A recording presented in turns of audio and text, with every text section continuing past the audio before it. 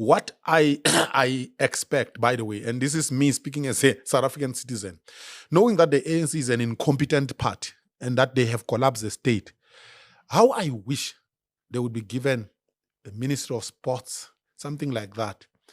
They must never be given anything that has got to do with public enterprises because they have collapsed ESCOM. I want electricity in my house.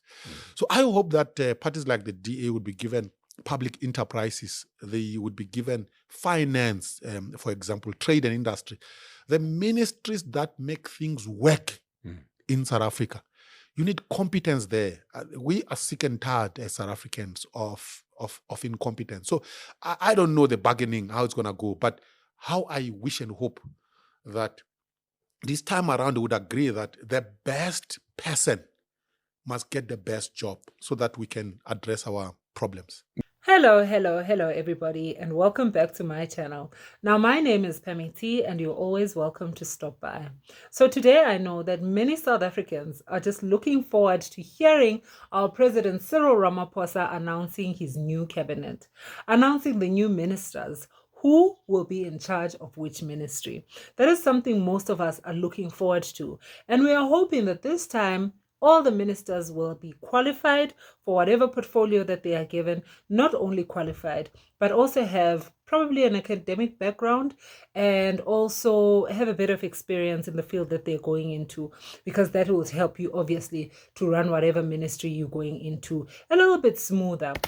So the announcement that we are waiting for should be happening sometime today, if not sometime early in the new week. All right, but let's keep it current. Since we're not yet at the stage of knowing who our ministers are, since we're still waiting, let's discuss what we do know, and let's discuss how we actually got to the stage that we're at the moment. Let's talk about the Government of National Unity. Now, with regards to this, a lot has been said and a lot has been done, a lot of ups and a lot of downs. For example, the Orania case, let's talk about that, because the Freedom Front had stated that for them to join the GNU, they would request that Orania be acknowledged as a city or town of its own. In fact, let's listen to this. Your party in the Northern Cape wanted Orania to be constitutionally recognized. Is that something you still want to negotiate with the ANC as part of the deal to be part of this GNU? That negotiation has been completed. It has already been accepted by the ANC and the government in the Northern Cape. And it's not that we want to constitutionalize it.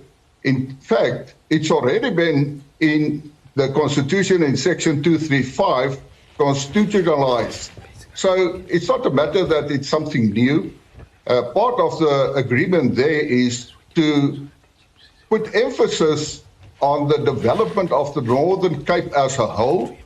The Orania issue is part of an agreement, not the whole agreement. Okay. And they also want to contribute in the further building of all the people in Northern Cape. To give you an example, the Premier there said to us that there are lots of communal land, and he would like to see that the expertise from Orania and all the other farmers in that region be put available to assist the farmers on the communal land. Yeah. And there's also a task team that will be established to see that we take that process forward. All right. Now, Fikile Mbalula did respond to this. Let's take a listen to what his response was. The Freedom Front Plus in the Northern Cape were saying that the re-election of Zamani Saul as the Premier paves the way for their request for the consideration of the status of Orania. Is this true? Is the Secretary General of the ANC? No, that is not on our agenda. We've got 49% result in the Northern Cape. They voted with Zamani Saul. Yes, they voted with Zamani Saul, and then there is no such agreement about paving way for the state of Orania. Would you entertain that? We wouldn't entertain anything of that sort, but talking to people and their interest, it is in the DNA of the ANC. Without compromising our principle, we are advocating for a non-racial democratic, non-sexist South Africa where all people participate. And in this particular instance, we don't advocate for cessation and at the same time for Orania. Orania have existed within the Northern Cape, but given the nature of our state, we have been very tolerant to that, and they've coexisted with us within the democratic But state. you wouldn't entertain their call for this It's to be not constitutionally entertaining. recognized? It doesn't represent us. Yeah.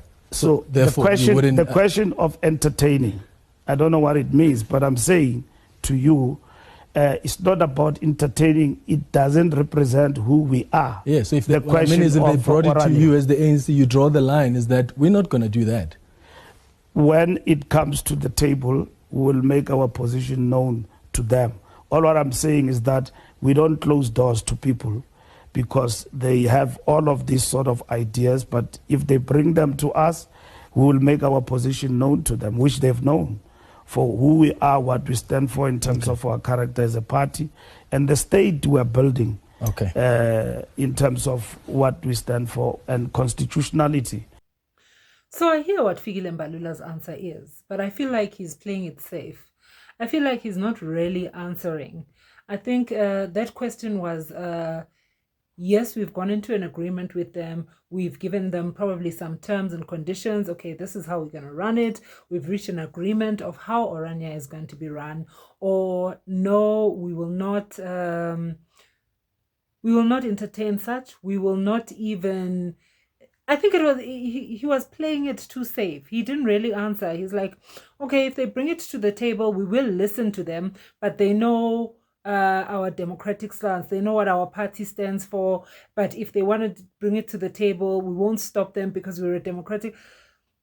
I just feel like he's playing it too safe, and by playing it too safe, he's not really answering what the question that he was asked.